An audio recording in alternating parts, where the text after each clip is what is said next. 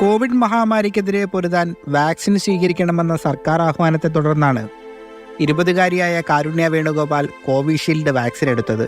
ഒരാഴ്ച കഴിഞ്ഞപ്പോഴേക്കും ആരോഗ്യസ്ഥിതി ആകെ വഷളായി.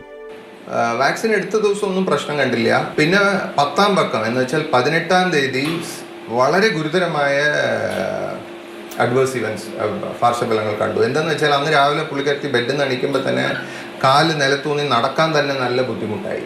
പിന്നെ ത്രോട്ട് അങ്ങനെ ബ്ലോക്കായ പോലെ സംസാരിക്കാനും പറ്റുന്നില്ല, ഉമിനീരിറക്കാൻ പോലും ബുദ്ധിമുട്ടായിരുന്നു, നല്ല പനിയായിരുന്നു.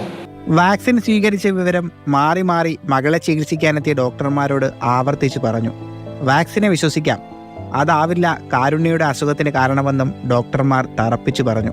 ദിവസങ്ങൾക്കുള്ളിൽ കാരുണ്യയുടെ ആരോഗ്യസ്ഥിതി കൂടുതൽ വഷളായി. ശബ്ദം പുറത്തു വരാതെ, വെള്ളം പോലും കുടിച്ചിറക്കാൻ സാധിക്കാതെ ഒടുവിൽ കാരുണ്യ മരണത്തിന് കീഴടങ്ങി. മകൾ പോയ വേദനയിലും വേണുഗോപാൽ കോവിഡ് വാക്സിന്റെ ദോഷഫലങ്ങൾ അധികൃതരെ അറിയിക്കാൻ ശ്രമം നടത്തി.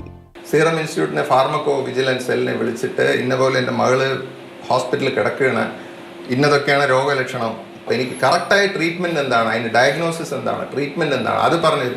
അവരുടെ അടുത്തുനിന്ന് വരുന്ന റിപ്ലൈ ഒന്ന് വാക്സിനും ഇതിനും ബന്ധമില്ല. ഇത് മാത്രമാണ് അവരുടെ അടുത്തുനിന്ന് വരുന്ന റിപ്ലൈ. നീതി നൽകേണ്ട ഉദ്യോഗസ്ഥരും സർക്കാരും കൈയൊഴിഞ്ഞതോടെ മകളുടെ മരണത്തിന് നീതി തേടി ഈ അച്ഛൻ കോടതിയെ സമീപിച്ചു.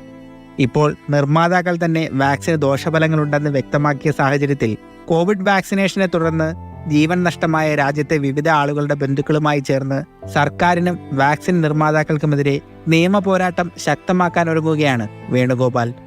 ഹിരോഷിമയിലും നാഗസാക്കിയിലും വീണ അണുബോംബെന്ന പോലെ തലമുറകളെ കാർന്നു തിന്നുന്ന മഹാവിപത്താണോ കോവിഡ് വാക്സിൻ?